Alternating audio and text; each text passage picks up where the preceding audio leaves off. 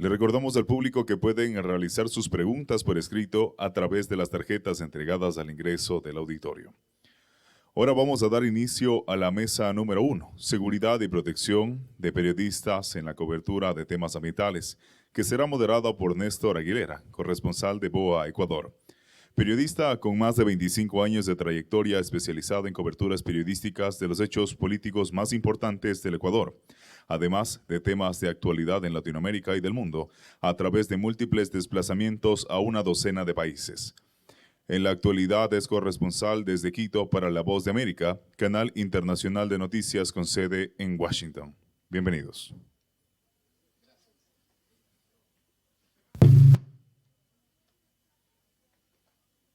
Hola.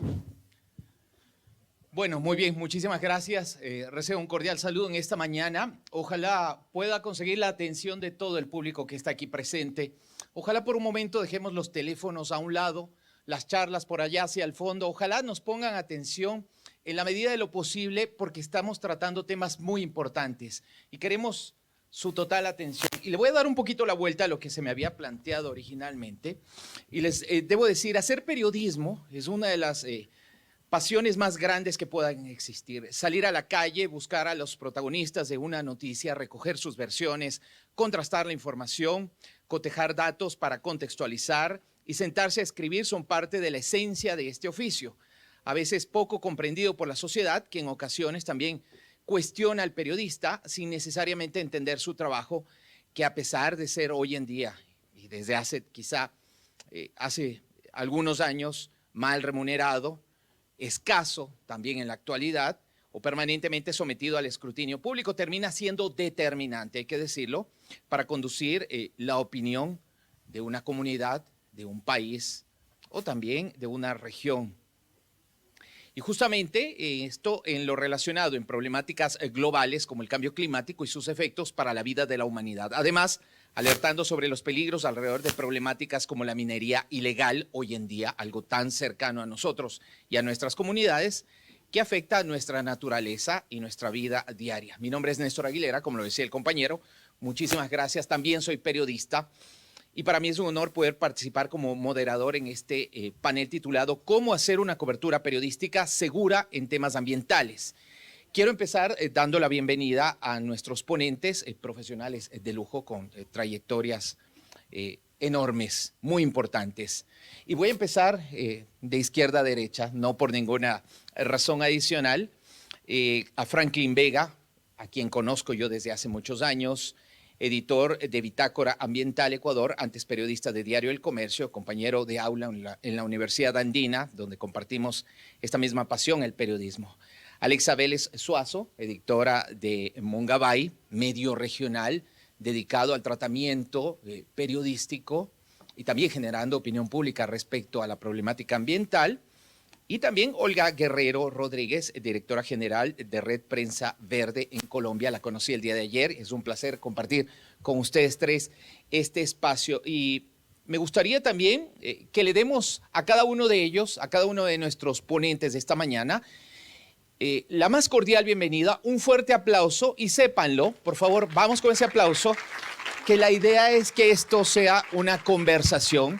Dejemos de lado tal vez por un momento la formalidad de este evento. Por supuesto, es muy importante el tratamiento de lo que vamos a contarles esta mañana, pero siempre es importante también romper un poco ese esquema tradicional.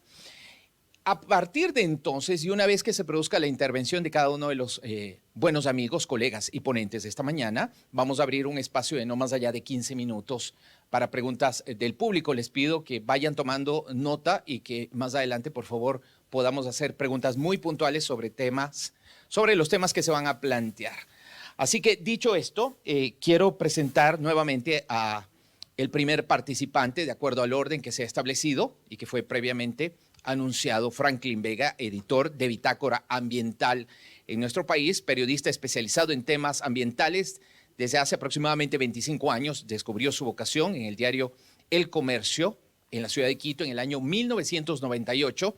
Editor y uno de los fundadores del portal Bitácora Ambiental. Ha desarrollado su trabajo en las 4 regiones del Ecuador y también ha publicado en revistas especializadas de nuestro país, en Brasil, Perú y los Estados Unidos. Por favor, nuevamente el aplauso para Franklin Vega.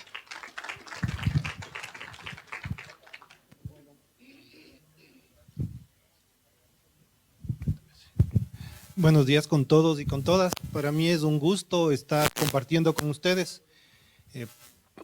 No me acostumbro a estar desde el otro lado. Generalmente yo hago las preguntas.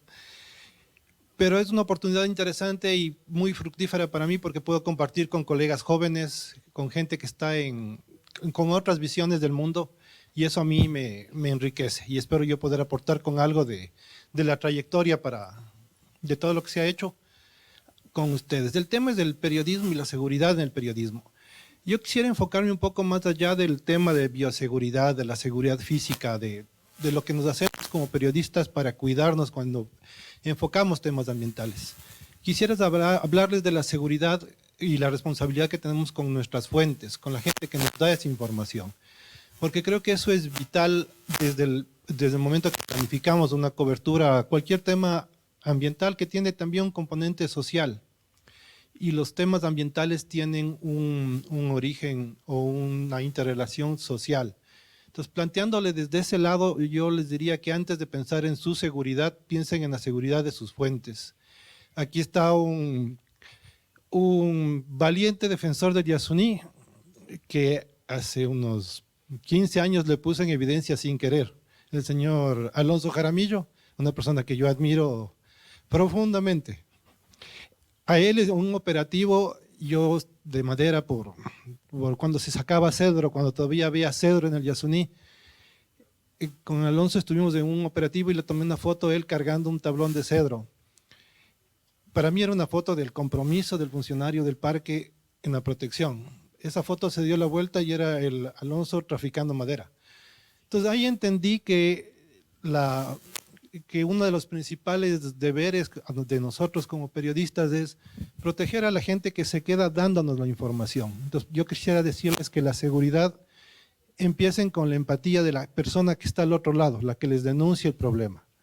Para nosotros es cómodo porque denunciamos, publicamos, estamos ahí y nos vamos con el titular. A veces tenemos un titular grandísimo con evidencia de, qué sé yo, minería ilegal, narcotráfico, lo que sea. Pero la gente que se queda allá se queda con las consecuencias de lo que nosotros evidenciamos. Entonces creo que el primer tema para plantear la seguridad es plantear desde la empatía. Uno escribe para la gente y la gente que está al otro lado es la que debe ser protegida. Entonces ese es uno de los primeros puntos que quisiera tratar con ustedes. Y ya los otros puntos de hacer reportería previa, de hablar con gente local, de tener mapeado a los actores, de saber por dónde no entrar, tener claras cuáles son nuestras limitaciones como periodistas.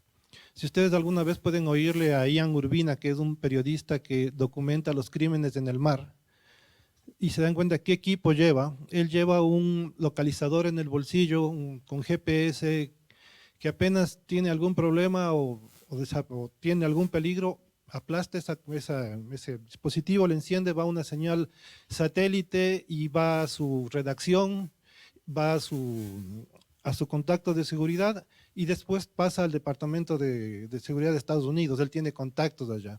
Nosotros cuando vamos al campo a duras penas nos va a extrañar nuestra familia. Entonces esa es la otra recomendación. O sea, no se arriesguen más allá de lo que tienen como posibilidades. Y el otro tema es que cuando se metan a hacer periodismo, cuando hagan periodismo, definan qué clase de periodista o periodismo van a hacer y tengan claro que tienen que fajarse las consecuencias de lo que están haciendo. Cuando topan intereses grandes, ya sea aquí localmente o nacionalmente, va a haber represalias y van a haber represalias de todos los sectores, porque de eso se trata el periodismo, escarbar un poco más allá, buscar los intereses ocultos, las interrelaciones a veces perversas que hay entre los diferentes grupos de poder y publicar. Eso para mí es periodismo, o sea, llegar hasta la base de estas cosas. Pero hacer eso a veces tiene unas consecuencias económicas inclusive. Entonces, cuando hablen de seguridad, también planteen su seguridad económica futura planteando estos temas y analizando sabiendo cómo en el colegio, cuando se van o cuando a clase de box, cuando les ponen a boxear, les buscan a alguien de su tamaño, que tenga el mismo alcance. Igual acá, la ventaja que tenemos es que somos como periodistas, con todos los medios que tenemos al alcance, tenemos la posibilidad de ser una fuente disruptiva. Hacemos como los militares llaman, una presencia asimétrica. Podemos causar más daño que el que parecemos. Entonces, esa es la ventaja que ustedes pueden explotar sin exponerse más de la cuenta. Llevamos a 3 colegas del comercio que todavía les extrañamos. Y creo que eso es un tema que está pendiente entre nosotros. Nada más. Muy bien, muchísimas gracias. Por favor, el aplauso para Franklin. Más adelante tendremos la oportunidad y valga también esta ocasión para reiterar, preparen sus preguntas, inquietudes. Franklin ha estado desplazándose por diversas partes del territorio ecuatoriano y conoce esta problemática muy de cerca. Yo en el último tiempo he acudido a Franklin como para que me oriente sobre estos temas y en realidad él tiene un conocimiento muy amplio. Saludo cordialmente una vez más también a nuestra siguiente invitada y participante, Alexa Vélez Suazo, editora general de Mongabay, medio regional. Brevemente, algunos datos acerca de su hoja de vida: periodista peruana con más de 17 años de experiencia, egresada de una maestría en antropología visual. Como lo mencioné, editora general en Mongabay Latam y tiene una experiencia también, o tiene experiencia en investigación ambiental y política. Como parte de este medio ha recibido 3 menciones honoríficas de la Sociedad Interamericana de Prensa, dice su hoja de vida. También formó parte del equipo que junto al diario El Deber de Bolivia recibió el Premio Rey de España por el especial Mafia le arranca los colmillos al jaguar. Ha sido finalista 3 años consecutivos del Premio Nacional de Periodismo en Perú, con reportajes de investigación acerca del avance del narcotráfico en territorios de pueblos indígenas, minería ilegal y contaminación por petróleo. Por favor, un fuerte aplauso para nuestra invitada. Muchas gracias, buenos días a todas y todos. Es un gusto estar aquí en este espacio y porque creo que siempre para hablar de temas de seguridad, una de las cosas fundamentales es generar estos espacios de debate, de compartir experiencias, de ver qué estamos haciendo entre todos para tratar de asegurar la cobertura, ¿no? Coinciden mucho los puntos que ha dicho Franklin. Yo tengo una presentación cortita, que si es que funciona.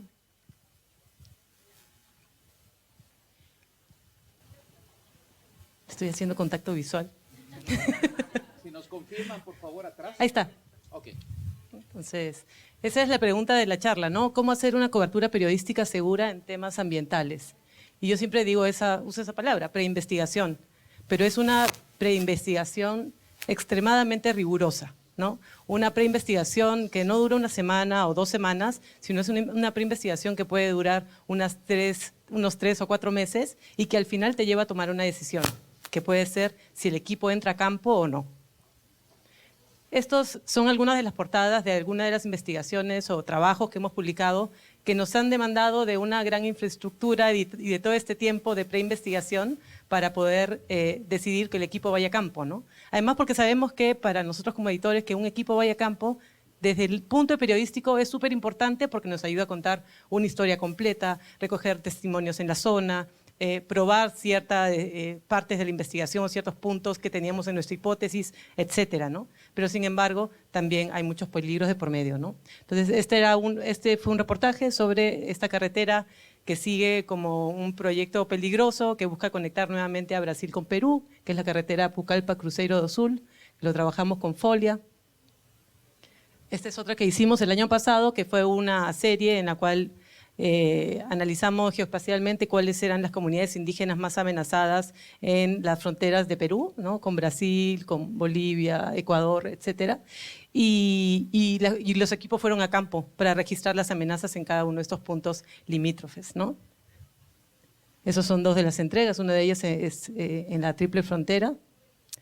Está también comunidades en resistencia. Nuevamente hicimos todo un análisis geoespacial para tratar de detectar cuáles eran las comunidades indígenas más amenazadas en 5 regiones y pues elegimos las 5 historias como más importantes o digamos las comunidades más amenazadas y con más problemas como minería ilegal, narcotráfico, etcétera, para que el equipo pudiera ir a reportear a campo, ¿no? Esas son 2 de las entregas también.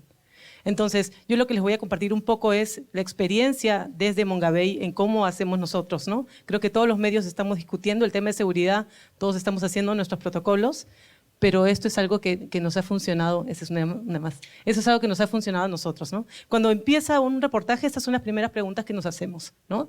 La historia se desarrolla en una zona peligrosa, ¿qué amenazas existen? ¿Es posible entrar a territorio? ¿Qué medidas se pueden tomar para reducir los riesgos? ¿Existe alguna organización que pueda guiarnos, que pueda guiar al equipo en campo? ¿Ha entrado algún medio antes, la parte de antecedentes? Y subrayo esta que es, ¿alguna fuente estará en peligro si ingresamos? Y porque al igual que Franklin, para nosotros es la pregunta más importante, es la que guía básicamente nuestra decisión final. Si cuando entramos a campo, hacemos la historia que queremos, salimos y dejamos a las personas atrás que hablaron para nuestra historia. O sea, podemos contar la historia sin exponerlos, tenemos alguna manera de darles alguna seguridad si es que ellos hablan con nosotros. Entonces todas estas preguntas se discuten en un grupo editorial de 2 o 3 editores, más el reportero, para estar seguros de que el ingreso a campo puede ser seguro, ¿no? Y luego en esta evaluación editorial, ¿no? Llegamos al sí o el no, ¿no? Si vamos a campo, ok, si vamos a campo hay que desarrollar un protocolo de seguridad, establecer una ruta segura de ingreso, construir todas las redes de contacto de cada persona que va a ir a campo, tanto las personales como las de las personas con las que ha ido contactando y de los puntos que se va a visitar. Establecemos el equipo del trabajo, nunca se viaja solo a un lugar, ¿no? Sabemos que estos viajes para cubrir temas ambientales son costosos, entonces hay que esperar hasta tener los fondos y que para poder asegurar que va a ir un equipo de 3, ¿no? o 4 personas, porque es mucho más seguro a que un solo reportero entre a la zona, ¿no?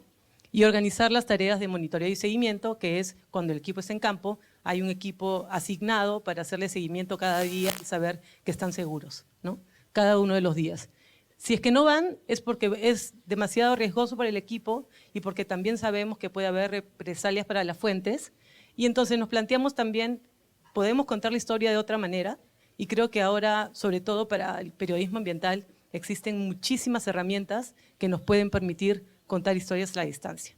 O sea, de hecho, comenzando con las imágenes satelitales para poder detectar nuevos puntos de deforestación, alertas de deforestación, cómo ha crecido a lo largo del tiempo, detectar comunidades afectadas, etcétera, ¿no? Hay mucha información que se puede recabar y luego contar la historia hasta esperar el mejor momento para cuando podamos ir a campo, ¿no? Entonces, esta es un poco la parte del sí y no. En el no es cuando un poco los periodistas patalean porque todos quieren ir siempre, ¿no? Entonces hay que decirles como, hemos decidido que no se va a ir esta vez por seguridad, ¿no? Estos, por ejemplo, algunos de los formatos que tenemos en Mongabey, que hacemos que llenen cada uno de los periodistas cuando van a empezar una historia que consideramos puede ser peligrosa. Entonces son formatos en los que ellos llenan todas las especificaciones de las amenazas, los lugares en los que van a estar, los problemas que se pueden encontrar.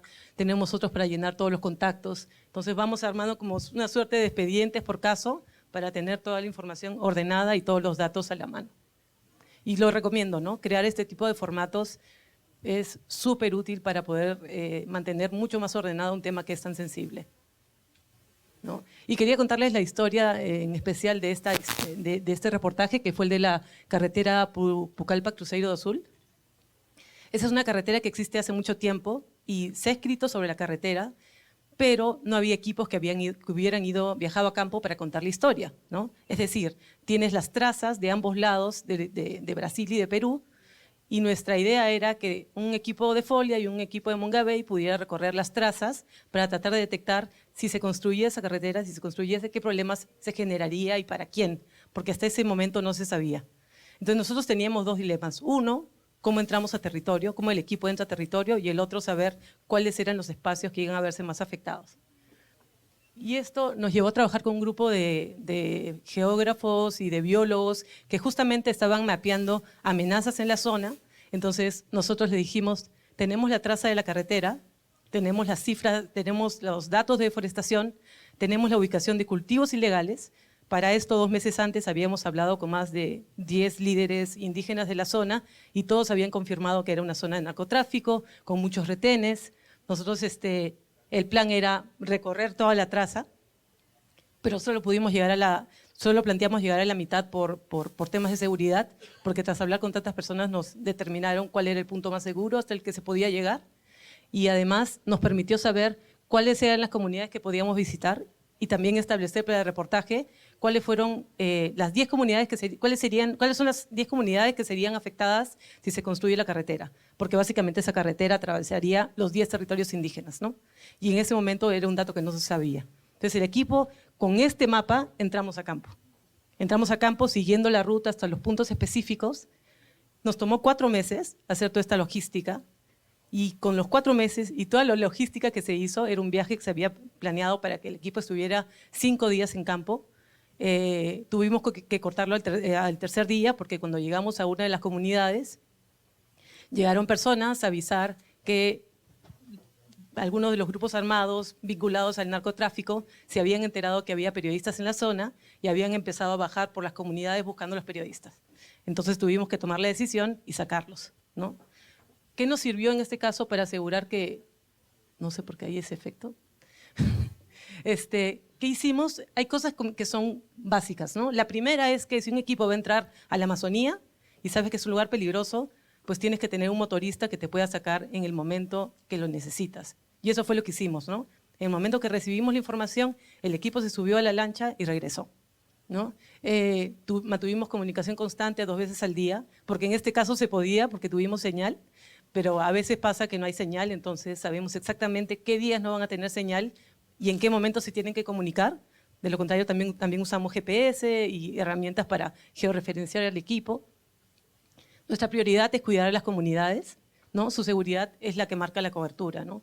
Si es que vemos que alguna comunidad o algún líder puede estar en peligro, pues salimos, y a la hora de hacer la historia, la mayoría de veces, ya es una constante, no ponemos los nombres de las personas, de los líderes indígenas que entrevistamos. A pesar que muchas veces ellos nos dicen que sí quieren hablar, que quieren que salgan sus nombres, pero tomamos la decisión que por seguridad lo mejor es protegerlos, ¿no? Y es algo que es constante en Perú, en Colombia, lo veo ahora más constante también en Ecuador, ¿no? Y también hay que saber cuándo marcharse, cuándo poder registrar y con quiénes se puede hablar, ¿no? Son algunas de las cosas que hay que tomar en cuenta,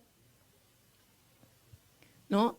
Y esa es otra pregunta, ¿no? Si el riesgo se presenta a pesar de haber tomado precauciones, vimos el caso del equipo que tuvimos que retirar. Este fue otro caso porque aquí llegamos a hacer una historia sobre minería ilegal en una zona, en una región que se llama Madre de Dios en Perú, y hicimos todas las coordinaciones del inicio con las mismas federaciones. Siempre tratamos, y creo que es importante, respetar las jerarquías, ir a la federación, que luego la federación te ponga en contacto con la comunidad y te digan cuál es el mejor momento para entrar o que ellos consideran que es el mejor momento. Hicimos siguiendo todos estos pasos, llegamos a reportar toda esta zona nueva de minería que creció muchísimo durante la pandemia.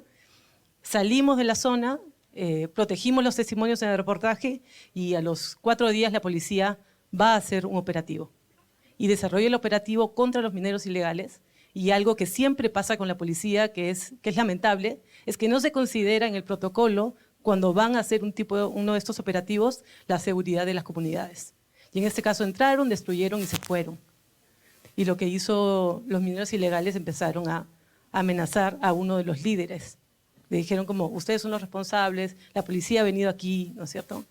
Y lo que tuvimos que hacer en ese caso fue, enviamos cartas a 5 instituciones del Estado, ¿no? A la Defensoría del Pueblo, a la Policía, al Ministerio de Cultura, ya no me acuerdo las otras, pero mandamos cartas a todas advirtiéndoles del peligro, y al día siguiente había alguien de la Defensoría que viajaba a Madre de Dios a brindarles todo el apoyo necesario, ¿no? Entonces, esto fue bien complicado, porque por un lado uno hace este tipo de historias precisamente para que la minería ilegal, por ejemplo, no siga afectando un territorio indígena, ¿no?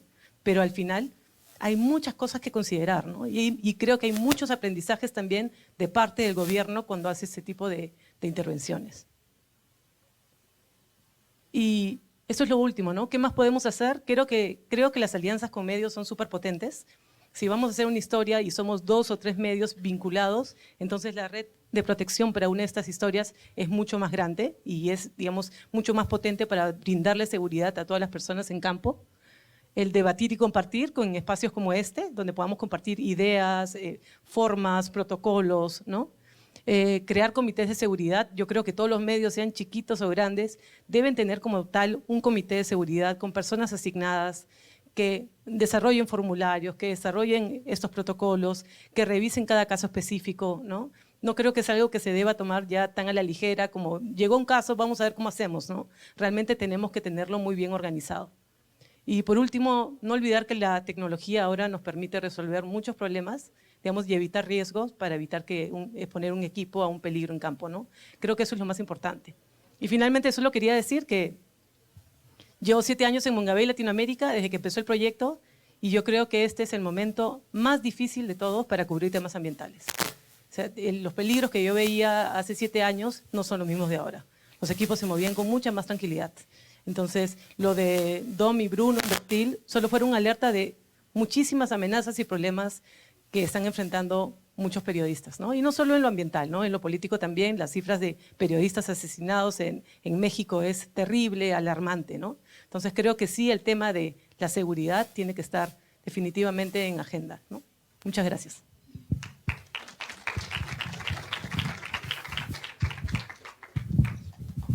Muchísimas gracias por su participación, Alexa Vélez Suazo, editora general de Mongabey. Y yo estoy tomando apunte, he estado tomando apunte en el teléfono, no me funcionó el esfero, tomé apunte también de Franklin, así que yo personalmente tengo una pregunta que quiero compartir con ambos al menos y seguramente va a ser importante conocer el criterio de nuestra siguiente invitada en esta mañana.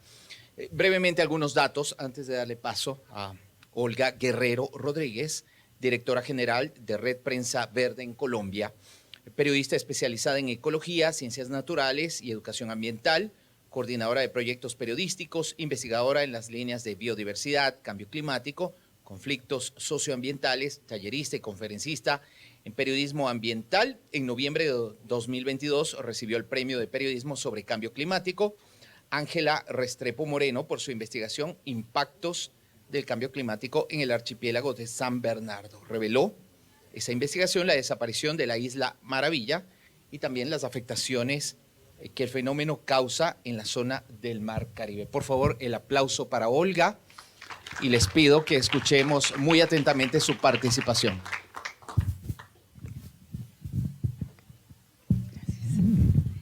Bueno, un saludo para todos. Muy feliz de estar acá, de compartir con tan importantes colegas este espacio y sobre todo estar en esta tierra maravillosa, corazón de la Amazonia. Bueno, me pidieron que hablara un poco de lo que ha sido mi experiencia, entonces hice un texto y lo voy a compartir. Comencé a caminar las trochas de Colombia hace 30 años. Era 1993. Cubría el conflicto armado en los departamentos de Boyacá con incidencia en los Santanderes y Casanare. Luego en el Huila hacia las fronteras del Cauca, Caquetá y Tolima.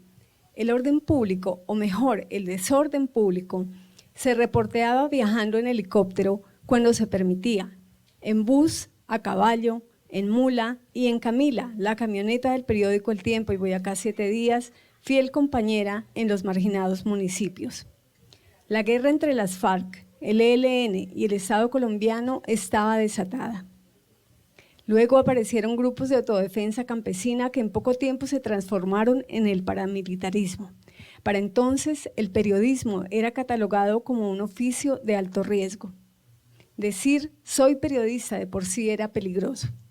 Cuando el deber llamaba, periodista y reportero gráfico volaban instintivamente a donde surgiera la noticia. Sin embargo, con el paso del tiempo, en esas trochas donde la guerra escondía la vida y la teñía de rojo, surgía con fuerza el anhelo de relatar historias de naturaleza y de las gentes buenas que las habitaban.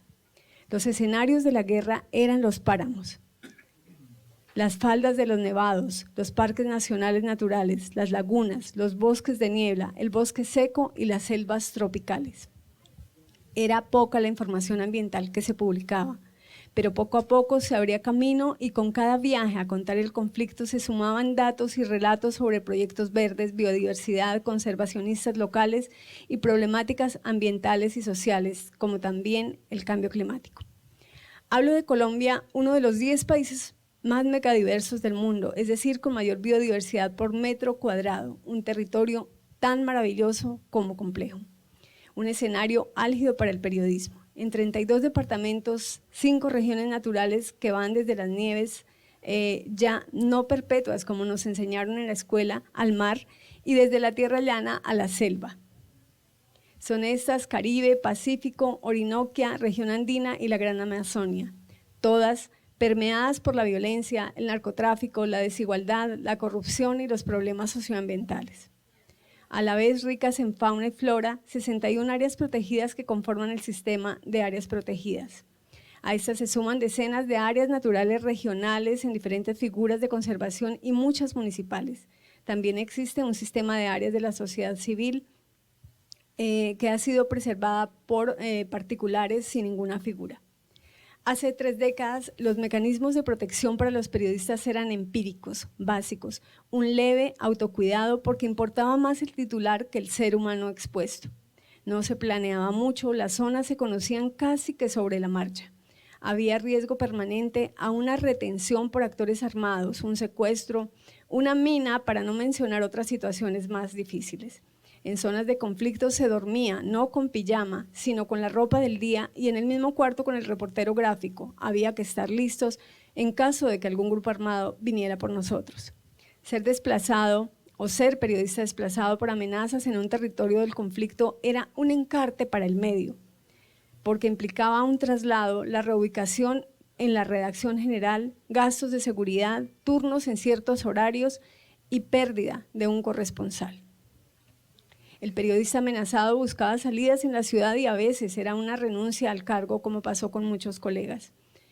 ¿Quién no fue retenido o tuvo encuentros de todos los niveles con los grupos armados buscando una historia ambiental? Hay muchas experiencias por contar. Como protección, en primer lugar, se utilizaba el carnet del medio y dependiendo del actor armado con que el equipo periodístico se encontrara, se escondía o se mostraba. El segundo era la llamada telefónica. En campo se buscaba la primera cabina de Telecom para reportarse con la redacción y la familia. Las noticias se redactaban en una libreta y se dictaban también por teléfono. El rollo fotográfico se enviaba en bus, en el carro del lechero, con el piloto del avión o el helicóptero para que fuera revelado. La tercera táctica de protección era la más efectiva, en mi caso, las oraciones de mi madre. Hoy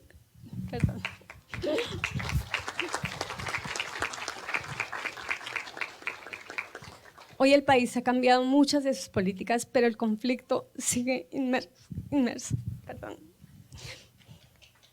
Después del proceso de paz de 2016, muchos sitios que habían estado vedados como un milagro han podido ser visitados sin temor. Muchas historias y estudios científicos han generado una esperanza, pero también se ha revelado la gran deforestación en la Amazonia y se han intrincado mafias que avanzan en la destrucción de la selva. No hay FARC-EP, pero sí unas disidencias en expansión y ya hay lugares, por ejemplo, en Caquetá, donde piden carnet a los pobladores. No están los capos paramilitares, pero sí el Clan del Golfo, un paramilitarismo fraccionado que se ha extendido por todo el país. El ELN, que ha seguido vigente, acaba de anunciar una tregua con el gobierno. Sé de colegas que han llegado a la mitad de sus recorridos porque en zonas donde hay poca presencia del Estado, grupos armados impiden su trabajo. ¿Qué lección nos queda de todo esto? Que ninguna noticia vale la vida, pero que debemos seguir trabajando como antes, como siempre. ¿Y cómo se va al campo hoy?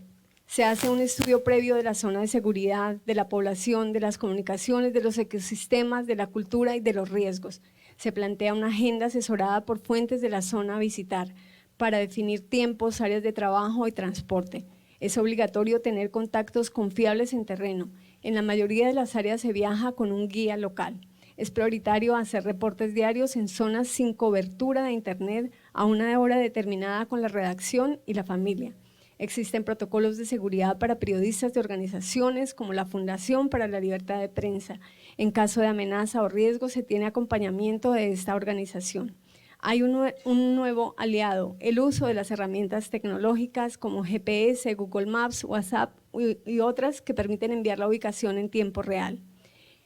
En una Colombia cada vez con mayor conciencia ambiental, son muchos los desafíos para los periodistas para narrar los conflictos sociales y ambientales, tantos como las historias que nos quedan por contar.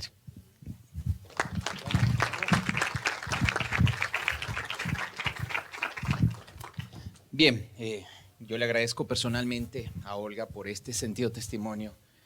En realidad, lo que ella dice creo que no representa ni en la mínima parte de lo difícil que en algún momento le tocó atravesar también como parte de su trabajo periodístico.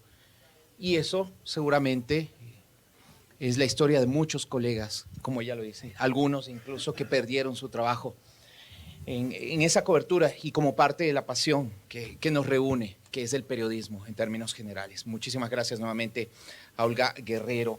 Yo quiero a partir de este momento abrir, y tenemos aproximadamente 10 minutos, no más allá de eso, por favor, para poder cumplir con la agenda, un espacio de preguntas. Le pido por favor a las personas que me están colaborando que si hay algunas inquietudes, demos paso a cada una de ellas, pero mientras tanto sí me gustaría una respuesta muy pequeña, práctica. Definitivamente los protocolos son fundamentales, aquellos que nos han explicado, muchísimas gracias, y que nos han sugerido, pero me gustaría preguntarles a los tres qué recomendación darían a periodistas independientes que están recién empezando y que no cuentan con una infraestructura grande o que tampoco pueden contar con un comité de seguridad para poder cumplir con estos requisitos, considerando que tenemos problemáticas hoy en día como la minería ilegal tan cerca de nosotros. ¿Qué recomendaciones darían ustedes a quienes forman parte de medios pequeños?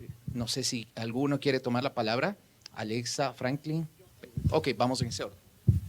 Bueno, como medio pequeño lo que hacemos es tener entre los 4 que somos más vinculados, analizar el riesgo potencial y intentar minimizarlo.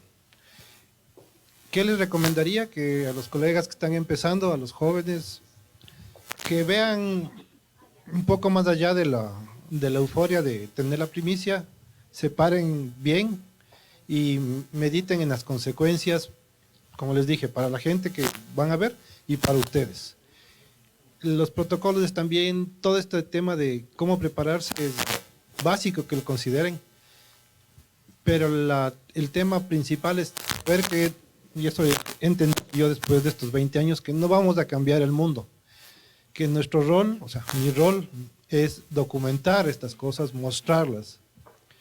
Y creo que ese es lo que les podría decir.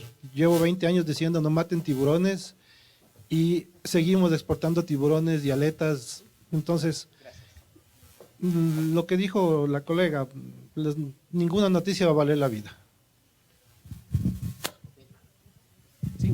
Voy a aprovechar, si me permite, por favor, Alexa. Voy a abrir aquí también, voy a ver si te doy paso, pero voy a alternar con las preguntas para no extendernos y poder cumplir con lo que se me ha pedido. Y le voy a pedir a Alexa que en este caso responda a esto, si es que ella sí lo considera pertinente o si no, que de paso a lo que mencionaba Franklin. ¿Qué opinan de la capacitación a las comunidades para que puedan reportar desde sus ojos y que no sean solo fixers, aquí lo pongo entre comillas, en temas de reporterías en zonas de conflictos? Alexa, por favor, y si quiere añadir algo, Alexa, respecto a lo que mencionaba Franklin y yo dejé planteado al inicio. Sí, creo que desde hace un tiempo las comunidades indígenas en general se están formando muchos jóvenes o líderes que están siendo capacitados en el tema de comunicación, lo cual me parece súper bueno, que ellos puedan tener la posibilidad también de poder construir sus propios relatos, sus propias versiones de lo que está pasando, ¿no es cierto?, y que puedan ser públicas. Entonces, yo estoy de acuerdo. Y el tema de que la comunidad solo sea vista como un fixer, sí lo veo también problemático, ¿no? Porque normalmente tú tienes un equipo periodístico, digamos, que va a hacer un documental a una comunidad y son las mismas comunidades quienes realmente te hacen la ruta, te llevan a todos los lugares, te presentan a las fuentes, etcétera, ¿no? Entonces, creo que deberíamos pensar en esos casos en relatos más compartidos, ¿no? Entre los dos. He visto documentales muy bien hechos en los cuales ha habido una participación por igual tanto de las comunidades como de los documentalistas que vienen desde afuera, la comunidad, y para mí han sido los que han tenido una narrativa mucho mejor y mucho más completa, ¿no?, de cuando tienes una mirada desde afuera que viene a contar la historia de un territorio, ¿no? Ok, si me permites, Alexa, claro, cómo no, gracias. Lo mismo en el caso de Olga, por favor, si quiere añadir algo a lo que mencionaron en su orden, Franklin y Alexa, pero también planteo lo siguiente, inquietud del público, prioridad para el periodista, dice la seguridad. El medio ambiente se ha convertido en un riesgo mundial al punto que evidencia su realidad. Entonces, a partir de esta reflexión, también a la intervención de Olga, me gustaría también preguntarle un poquito sobre esto y sobre lo que han compartido los colegas. Bueno, sí, yo creo que yo trabajo en un medio pequeño y nosotros últimamente trabajamos con otros colegas también de medios similares, y lo que hacemos, por ejemplo, el año pasado, los colegas de Shot de Ciencia, con los que tenemos una alianza, viajaban a la zona del Catatumbo, tal vez ustedes la han escuchado, cerca de la frontera con Venezuela, una zona bastante complicada donde confluyen todos los actores armados porque es una de las zonas cocaleras más grandes en este momento en el país. Y allí no solo hay coca, sino que hay también bueno, un comercio ilegal entre Colombia y Venezuela, etcétera. Ellos iban a una zona, son muy jóvenes, no tenían experiencia en zona de conflicto, entonces lo que hicimos fue armar, como decía Alexa, un equipo de seguridad, y yo desde Bogotá empecé a monitorear todo su recorrido, hicimos un cronograma de trabajo, que yo sabía dónde estaban, a qué hora, pero en terreno todo cambia, ¿no? Uno planea en Bogotá una cosa y llega a terreno y todo es distinto, los horarios, los tiempos. Y las dificultades. Entonces lo que hacíamos era que todos los días en la mañana, más o menos a las 7 de la mañana o a la hora que ellos salían, se comunicaban conmigo, y luego en la noche yo iba a través de un mapa mirando más o menos dónde quedaba la vereda, dónde quedaban los sitios, y estaba verificando más o menos los recorridos.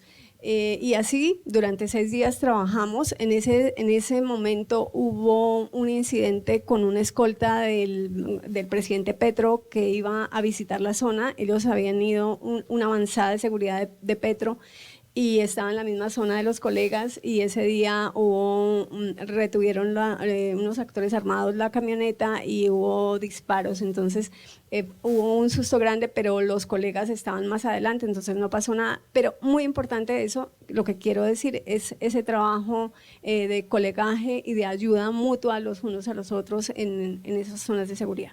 Ok, muchísimas gracias a Olga. Tengo 2 preguntas adicionales, por favor. Ojalá podamos achicar un poquito. Me encantaría poder extender el debate aquí al respecto. A ver, y esto aquí me parece pertinente, sobre todo en el caso de los 2 medios más pequeños. Dice, ¿qué protocolo o protocolos de seguridad debemos analizar si eres periodista de la misma zona de riesgo que estás investigando? No sé si la propia Olga, Franklin o tal vez Alexa, desde la experiencia de Mongabay puede decirnos esta mañana. A mí lo que me ha funcionado cuando reportan algo complicado de la misma zona es decirles, me mandas toda la información, verifico y saco yo desde Quito. Porque ganarte un problema con el vecino es complejo. En Galápagos, por ejemplo, tenemos problema que en Isabela 3,000 personas, todos se conocen, todos saben con quién hablan. El momento que dan una información a la prensa y sale de su rostro, se exponen y te van a...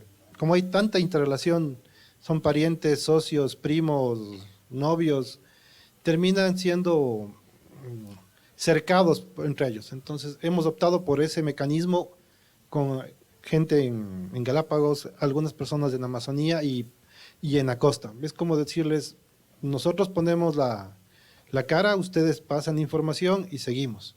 Ahorita, por ejemplo, acaba de llegar un video desgarrador de 2 pescadores asesinados en Puerto López, que no quieren, obviamente no quieren saber quién es ni quién pasa el video, pero eso da una idea del de cómo está complejizándose y cómo se está elevando el nivel de amenaza. O sea, ya hay, este es el tercer muerto en menos de 2 meses en Puerto López, por ejemplo. Y son temas que se van acumulando y se van agravando. Okay. Alexa, ¿quiere? No, yo coincido con Franklin, es lo mismo. Si está en una zona peligrosa, pues hay que cubrir con alguien desde fuera que pueda ir a la zona, compartir la reportería y proteger el nombre del periodista que esté en la zona para evitar ponerlo en peligro, ¿no? Yo solo quería agregar que estamos hablando mucho del tema de seguridad desde el tema físico y es importante no olvidar que una de las principales amenazas que tenemos ahora los periodistas es el tema también de la criminalización. Tú sacas un reportaje y te denuncian o te mandan cartas notariales, ¿no?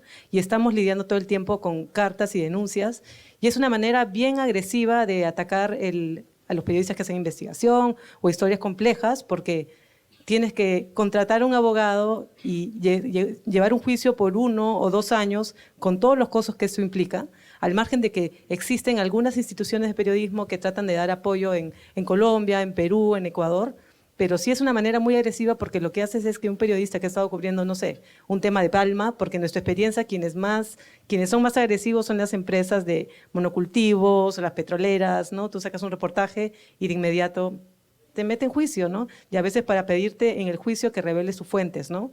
Lo que no tiene ningún tipo de sentido.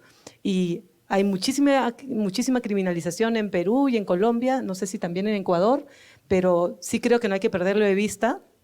Y eso es algo que también hay que tener protocolos a la hora de publicar algunos de estos textos que son más sensibles, ¿no? Esta revisión más exhaustiva, 3 editores revisando un texto, cuando sea necesario una revisión legal, algo que no hacíamos hace muchos años atrás, pero que ahora sí forma parte del trabajo. Es como busquemos un abogado que revise para ver si es que de alguna manera esta empresa luego de publicar nos puede hacer una demanda, ¿no? Entonces quería añadir eso. Ok, y la última del colega Diego Casar. Muchísimas gracias por esta inquietud. ¿Podrían reforzar sus reflexiones y consejos sobre protocolos regionales de seguridad? Pregunta o inquietud que llega desde el medio para el que Diego trabaja, la barra espaciadora. Y tal vez quiero aprovechar, considerando el tiempo que se nos termina, quisiera una participación de cada uno de ustedes, ya como para cerrar conclusiones. Quiero arrancar con Olga antes de dar o de llegar a la parte final de este espacio. Por favor, Olga. Bueno,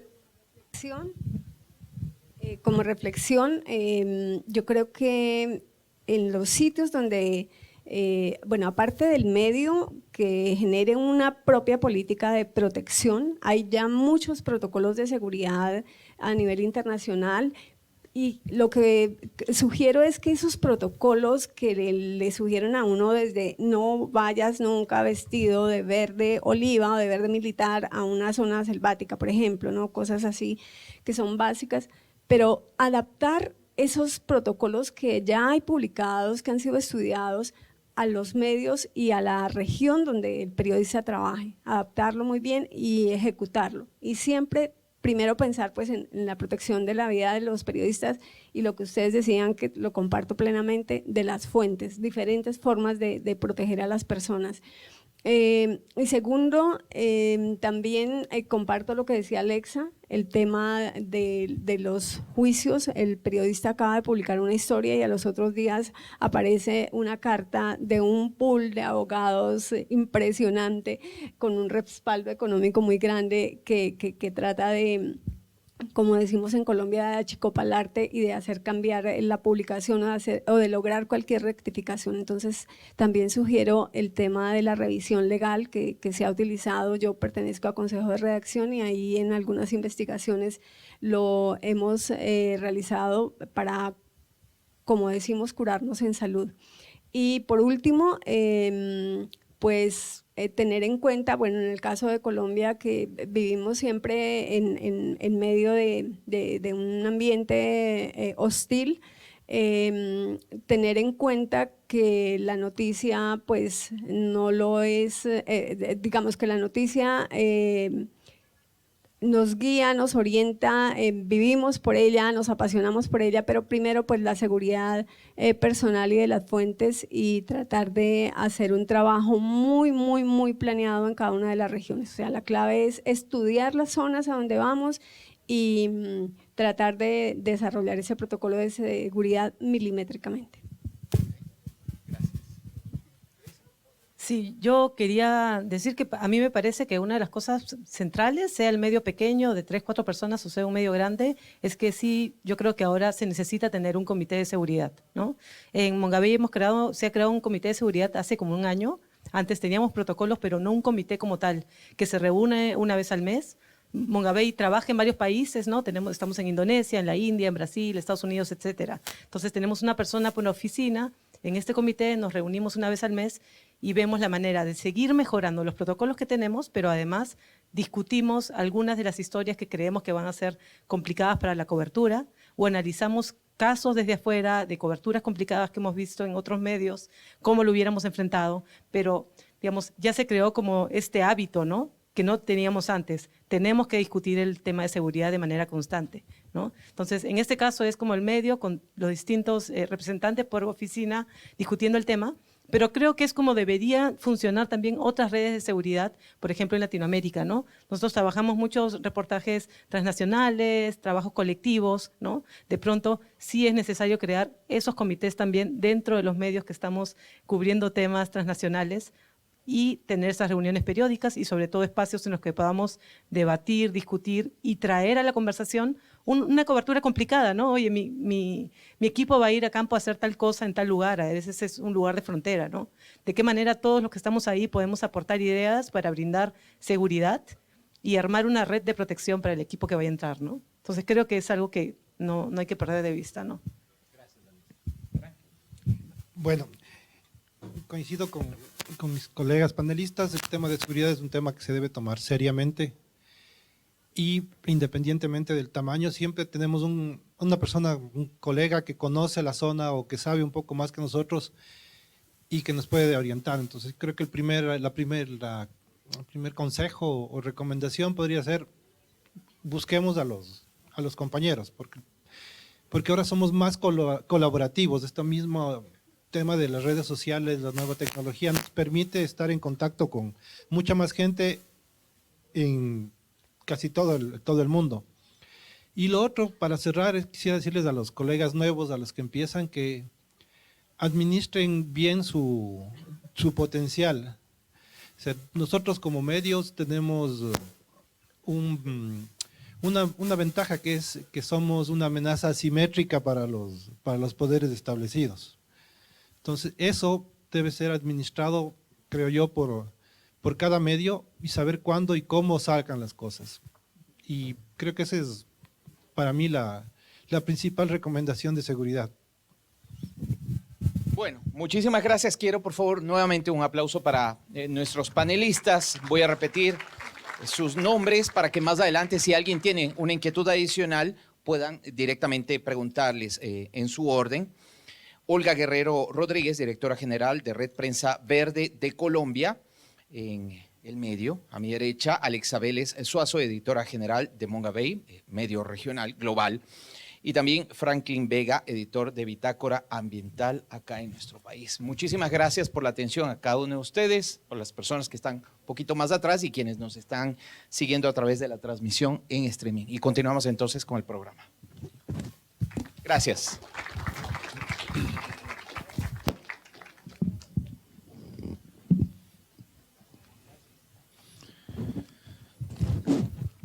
Agradecemos la participación de los panelistas de esta mesa y a su moderador.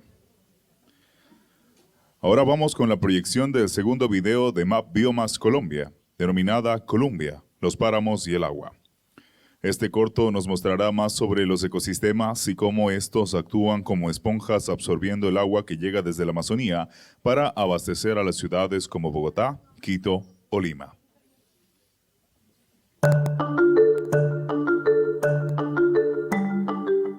El páramo es una formación y se encuentra a partir de los 3.000 metros de altura. Tiene unas especies de vegetación muy particulares, acumula muchísima materia orgánica y muchísimo matorral en el suelo, se comporta casi como una esponja, retiene el agua y va soltando después el agua mucho más despacio. De manera que, por ejemplo, en la época ya más seca, El páramo todo el tiempo va soltando agua que baja por la cordillera y baja a las partes bajas del país. El agua que cae en los páramos es un agua que viene desde la Amazonia.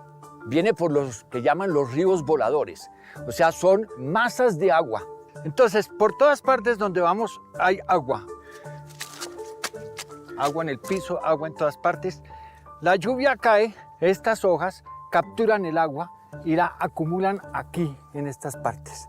Después la va soltando poquito a poquito y se van formando otra vez pozos de agua que poco a poco van formando riachuelos y ríos, hacen represas y esa agua después por túneles baja para Bogotá.